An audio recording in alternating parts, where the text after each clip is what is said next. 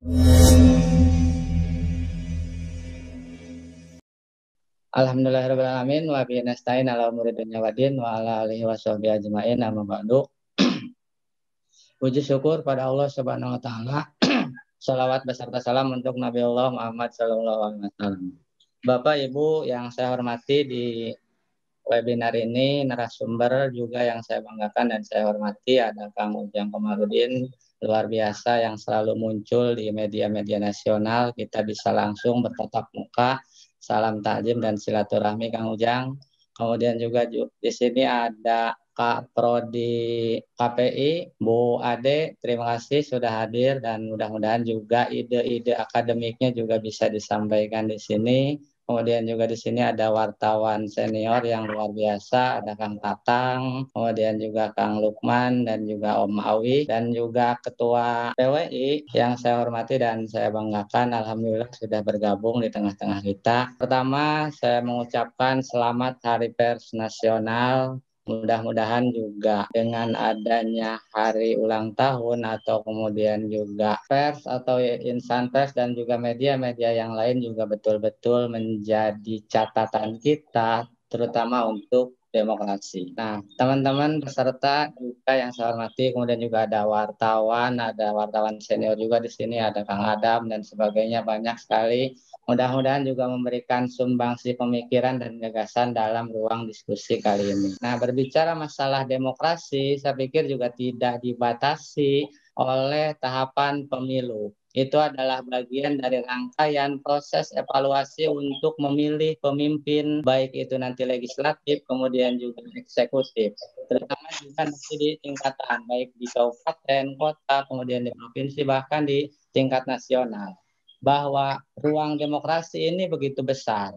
Ruang demokrasi ini bagaimana kemudian setelah tahapan kemarin tahun 2019, bagaimana kemudian janji-janji politik baik itu eksekutif maupun juga legislatif itu betul-betul dikawal. Kami di Bawaslu hanya pada proses tahapan saja, setelah tahapan kemudian janji-janji politik yang kemudian disampaikan kepada masyarakat itu adalah tanggung jawab kita sebagai warga negara Indonesia. Dan juga pers atau media ini adalah bagian dari pilar demokrasi yang keempat, juga harus betul-betul mengawal. Sehingga keberadaan media ini juga dirasakan oleh masyarakat. Bahwa pikiran, gagasan, kemudian ide dan informasi yang itu objektif dan juga transparan juga betul-betul disampaikan kepada masyarakat, menjadi ruang informasi, menjadi ruang edukasi bagi masyarakat untuk mengambil kebijakan dan juga pilihan serta penilaian kepada pemerintah. Bahwa pemerintah itu adalah bagian dari produk pemilihan, baik itu pilkada maupun pemilu. Nah, prosesnya itu dikawal oleh kita sebagai masyarakat. Bagaimana kemudian janjinya direalisasikan atau tidak. Nah, media ini adalah ruang edukasi bagi masyarakat, ruang informasi bagi masyarakat yang kemudian menghasilkan informasi-informasi yang objektif.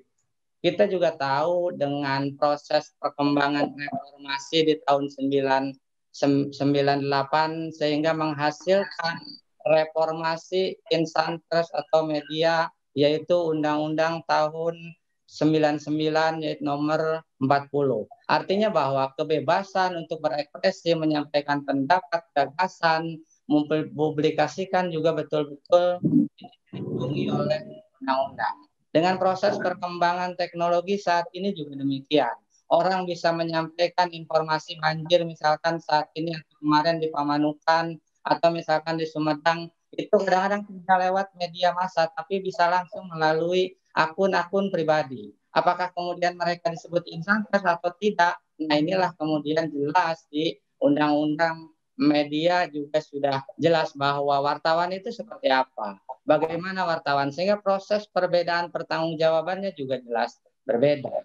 Nah, ini bagian dari pemantik diskusi nanti yang nanti akan disampaikan lebih jauh barangkali oleh senior di sini dari media, baik itu media cetak, di sini ada perwakilannya Kang Lukman, kemudian juga media online ada Om Awi, media televisi juga ada Kang Tatang di sini, pengamat politik dan kebijakan publik juga di sini ada Kang Ujang, terutama juga dari sudut pandang akademisi. Di sini juga pun ada Ade. Mudah-mudahan ini adalah ruang yang lengkap untuk kita berdiskusi, memberikan gagasan-gagasan bukan saja reformasi media dan proses perkembangan media di Indonesia, tapi proses perkembangan reformasi dan demokrasi di Indonesia, baik itu sebelum dan juga pasca pemilihan, baik pemilihan bupati, pemilihan gubernur, bahkan misalkan pemilu nasional, legislatif maupun juga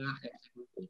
Itu bagian dari prolog saya, kurang lebih mohon maaf apabila ada hal-hal yang kurang berkenan dari penyampaian dan juga proses tutupannya. Mudah-mudahan nanti di sini juga bisa diluruskan kalau kata-katanya kurang berkenan dan juga tidak sesuai. Terima kasih, dan acara diskusi ini dengan mengucapkan Bismillahirrahmanirrahim kita buka dengan resmi.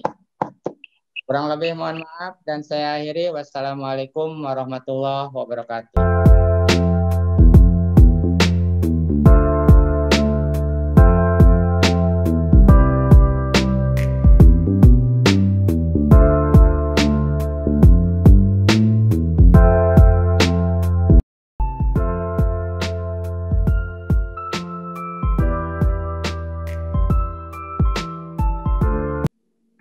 Teman-teman, ibu bapak yang saya hormati, ada yang menarik dalam konteks peran pers.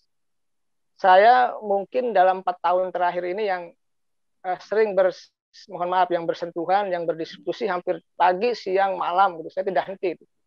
Apalagi dari 2011 lalu saya menjadi staf ahli pimpinan di DPR, lalu staf khusus ketua DPR, itu hampir bergaul dengan insan-insan pers, dengan teman-teman jurnalis di Jakarta. Kita bicara pers dan demokrasi, tidak ada negara demokrasi di dunia ini yang tidak kalau bahasa saya tidak membuka ruang ya bagi pers untuk bebas berpendapat. Jadi nggak ada itu. Saya 2016 lalu ke Eropa, keliling, lalu ke Australia, lalu ke Singapura. Kalau ke Timur Tengah tidak, dia kerajaan ya. Presiden tidak bebas. Tapi negara-negara yang demokrasi, Eropa, Amerika, Australia, itu kebebasan persnya dijamin. Jadi mereka juga berkata apa rumusnya? Dia bebas, yang kedua bertanggung jawab. Kalau persnya tidak bebas, ya kan, dia tidak independen, dikooptasi oleh sebuah kepemilikan para pengusaha, lalu juga mohon maaf dapat tekanan dari kekuasaan, maka pers ini juga akan menjadi mohon maaf lumpuh. Nah, sedangkan negara ini, bangsa ini, Indonesia ini bergantung, mohon maaf saya katakan, kepada kebebasan pers tadi yang bertanggung jawab tentunya. Nah, kalau tidak ada pers, mohon maaf, kita ini sudah menjadi negara yang otoriter. Nah, saya membayangkan mungkin 4 tahun ini saya yang paling keras dan pedas mengkritik pemerintah, tapi karena kritik saya objektif, konstruktif, dan makanya selalu mohon maaf laku di teman-teman media, di insan pers. Makanya teman-teman saya sangat banyak di teman-teman pers khususnya di Jakarta gitu. Nah, saya membayangkan kalau persnya tidak bebas, lalu dikooptasi oleh kepentingan publik, bahkan konten-kontennya, isi-isinya disensor oleh kepentingan pemilik modal yang tadi ditekan oleh kekuasaan, maka lambat laun fungsi dan peran pers ini akan melemah dalam konteks membangun dan menjaga demokrasi itu. Sama, saya secara pribadi sebagai pengamat politik ya, itu ingin mengawal dan menjaga demokrasi. Begitu dia dengan teman-teman semuanya yang berkecimpung dan mendalami pers, ingin menjaga demokrasi. Tetapi persoalannya adalah perubahan kekuasaan 22 tahun reformasi, mohon maaf saya katakan ya, itu juga sudah mengkooptasi sebagian kepemilikan pers tadi. Saya boleh cerita ini penting karena ini kita bicara Indonesia, peran pers dalam konteks demokrasi di Indonesia. Di Pilpres yang lalu, saya memilih untuk di tengah menjadi pengamat politik, tidak ke 01, tidak ke 02. Saya dipanggil kok. Saya didatangi oleh pembesar-pembesar dari 01 dan 02. Pak Ujang, mau kemana arahnya? Apakah mau mendukung ke 01 atau 02? Saya bilang tidak. Saya akan di tengah, akan menjaga proses demokratisasi. Ya sudah kalau begitu. Apa yang terjadi? Saya sering diundang oleh televisi ketika itu, sering itu, hampir tiap hari mungkin ya, seminggu 2-3 kali sering muncul di televisi. Tetapi karena kepentingan politik, Pilpres saat itu 1 bulan sebelum hari H, saya tidak dikasih panggung, tidak diberi panggung. Jadi artinya apa? Independensi ini dipertanyakan juga gitu loh. Kita yang memilih di tengah, tetapi tidak diundang di meja-meja yang biasa saya datangi, si studio-studio itu, karena sebelum pandemi gitu loh. Nah lalu sebulan setelah hari H juga saya masih dikunci. Saya tidak bisa tampil. Karena mungkin saja, mohon maaf ya, sudah ada disiapkan pengamat-pengamat yang memang berkecenderungan memihak satu ke 01 atau 02, dan itu secara politik sah-sah saja. Tapi dalam konteks membangun demokrasi itu tidak sehat. Akhirnya 2 bulan saya tidak diberi panggung oleh media-media yang memang sudah ada masuk dalam wilayah perebutan kekuasaan di Pilpres. Ketika 1 bulan setelah hari H lewat, saya diundang lagi, live lagi. Dan saya kencang lagi dan keras lagi mengkritik tentang proses demokratisasi di Indonesia. Nah, saya beruntung karena ada 2 media yang ketika Pilpres masih di tengah dan netral, tidak memihak ketika itu. Saya sebutkanlah Trans 7 dan CNN TV. Dan dalam masa 2 bulan itu hampir tiap hari saya ada di media yang di tengah itu gitu. Ya, mungkin jalan Tuhan ketika televisi yang lain ditutup karena soal dukung-mendukung Pilpres, karena pemiliknya sudah dukung-mendukung gitu. Itu hal yang biasa. Lalu di saat yang sama ada pemilik yang lain yang tidak dukung-mendukung dan itu mewawancarai kita yang berada di garis tengah. Ini menjadi penting. Kenapa ini saya ungkapkan kepada teman-teman agar apa? Agar ketika kita membaca pers itu, ya tadi bagaimana kita bisa membangun independensi itu, bisa membangun kebebasan berpendapat itu, dan bisa apa? Bisa dipercaya oleh publik. Nah, ketika misalkan persnya sudah dikondisikan, sudah isinya disaring, ya kan, sudah isinya dibatasi, sudah kontennya diverifikasi oleh pemiliknya, maka sumber-sumber informasi yang objektif, konstruktif, dan yang membangun untuk kepentingan rakyat itu akan hilang. Nah, ini saya melihat gejala itu gitu loh hari ini. Nah, kalau teman-teman yang aktif di sana, di media, di pers, ya termasuk saya lah yang katakanlah yang menjadi narasumber bagi teman-teman pers, itu menjadi sebuah keprihatinan. Bagaimana di satu sisi kita ingin menjaga demokrasi dengan kita memiliki pers yang independen, bebas, dan dapat dipercaya gitu ya. Lalu di sisi yang lain, kekuasaan membelokkan itu semua. Agar apa? Agar pers jangan galak-galak lah. Agar pers ya mendukung kami lah kira-kira. Kalau tidak, ya di tengah saja lah. Nah, ini menjadi persoalan. Oleh karena itu, saya teringat dengan ucapannya Gramsci. Sesungguhnya kalau kita berbicara politik redaksi gitu ya, terkait dengan pers ya, sesungguhnya pers tidak ada yang netral. Itu Gramsci yang mengatakan. Tapi kembali ke kita. Kalau kita pejuang insan pers, tentu kita punya pemikiran sendiri dan bisa membantah Gramsci itu gitu. Kenapa Gramsci bisa mengatakan seperti itu? Karena fakta dan kenyataan ketika itu ya seperti itu. Karena Gramsci hadir ketika pemikiran-pemikirannya hadir itu di zamannya Mussolini yang sangat diktator gitu. Dan saya pernah melihat bagaimana Mussolini di tempatnya di lantai 2 ketika itu di sebuah gedung dia mendeklarasikan sebagai negara yang fasis itu gitu. Ya wajar kalau persnya ya tidak netral. Wajar kalau persnya tidak independen. Wajar kalau persnya tidak bisa dipercaya. Nah, di Indonesia ini ketika kita bicara pers tadi ya dengan demokrasi, maka ini akan saling mendukung. Karena begini, selain dari indikator bahwa negara kita ini maju dalam konteks demokrasi, pertama itu apa indikatornya? Pendidikan. Kalau demokrasi, kalau demokrasi ingin sehat, ingin baik, maka pendidikan harus baik masyarakat. Yang kedua, ekonomi. Kalau demokrasinya ingin baik, ekonomi masyarakat harus bagus, harus baik. Mohon maaf, kalau kitanya masih banyak yang miskin, masih banyak money politik. Ya pilkada ya kerjaannya mohon maaf, ya bagi-bagi amplop. Pileg dan pilpres juga sama. Yang ketiga terkait apa? Penegakan hukum. Jadi kalau kita bicara demokrasi, hukum harus ditegakkan. Kalau enggak, tebang pilih, demokrasinya enggak jalan. Oleh karena itu kalau kita berkaca ke Eropa gitu ya tegak hukumnya, demokrasinya jalan. Kalau hukumnya dimainkan, hukumnya tebang pilih, memihak kepada kekuasaan atau memihak kepada kelompok tertentu, maka demokrasi tidak akan berjalan. Nah, kalau boleh saya tambahkan satu lagi, yaitu pers. Pers inilah yang sebenarnya yang bisa mengawal proses demokratisasi di Indonesia, di dunia sekalipun. Karena kalau tidak ada pers, tidak ada informasi yang bisa diberikan ya kan kepada publik, kepada rakyat untuk mohon maaf dalam rangka kontrol terhadap pemerintah seperti yang dikatakan oleh Kang Tatang, ini menjadi persoalan ke depan. Jadi bagaimana begini, misalkan kalau corong informasi itu satu arah dari istana, kalau corong informasi satu kekuatan misalkan dari DPR, lalu media-media itu misalkan dibungkam, maka demokrasi tidak akan berjalan. Oleh karena itu, paling tidak ke depan tekanan apapun yang dimiliki oleh pemilik media, termasuk oleh insan pers dalam konteks politik redaksi, itu juga menjadi tantangan tersendiri. Seperti dikatakan oleh Gamsi tadi, bicara netralitas, walaupun dipertanyakan, ya kita pertanyakan kembali tentang teori itu, gitu. Nah, yang terakhir saya tidak lama-lama, intisari saja karena sudah disampaikan oleh para narasumber yang lain tadi, yang saya rasa sudah luar biasa ya. Saya hanya menambahkan, yang paling inti dari semua ini adalah bagaimana pers itu mampu mencerdaskan masyarakat. Itu yang paling penting.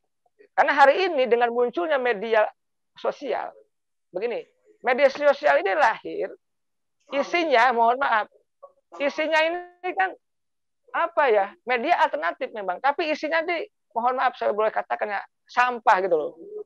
Isinya itu hoax, isinya tidak substantif, isinya cenderung memecah belah. Nah, ini tantangan sendiri bagi media dalam konteks menjaga demokrasi. Oleh karena itu, banyak para buzzer main di wilayah media sosial. Yang ini menjadi ancaman tersendiri dalam konteks demokrasi. Oleh karena itu, ancaman pers sebenarnya, ancaman media, ancaman jurnalistik adalah para buzzer yang bermain di wilayah media sosial tadi. Oleh karena itu, tantangannya sangat berat. Ke depan tentu kalau kita sudah sepakat ingin menjaga demokrasi melalui cita-cita memberikan peran yang besar dalam mengawal demokrasi melalui pers ini, maka kita jaga itu semua. Apa yang harus kita jaga tadi? Independensinya kita jaga. Netralitasnya kita jaga. Kepercayaan publiknya kita jaga. Dan proses pengawalan demokrasi itu akan berjalan dengan baik. Kalau tidak, saya tidak yakin. Karena begini, saya sangat luar biasa kalau mengkritik, mohon maaf, sangat keras itu. Tapi ada rasa ketakutan. Karena saya cerita nih, boleh cerita. Ketika itu Rocky Gerung dilaporkan oleh salah satu masyarakat. Dan mohon maaf, itu sebenarnya akan ditangkap Rocky Gerung itu. Tapi kami itu dimintai pendapat para akademisi. Saya bilang, kalau pengamat politik yang keras, kalau ilmuwan kampus yang keras itu mengkritik ditangkap, lalu buat apa kita berdemokrasi? Kembalikan saja ke kampus. Kembalikan. Alhamdulillah, atas dasar pertimbangan itu tidak jadi hal yang seperti itu. Oleh karena itu, saya sebagai pengamat yang hari ini masih konsisten dalam konteks mengawal demokrasi tentu dengan pandangan-pandangan yang objektif dan konstruktif, alhamdulillah hari ini saya ya katakanlah masih berjalan on the track. Tidak diapa-apakan juga kalau kita tadi tidak memusuhi negara, tidak memusuhi pemerintah, tidak memusuhi siapapun, tapi kita berbicara dalam kerangka objektivitas dan konstruktif itu.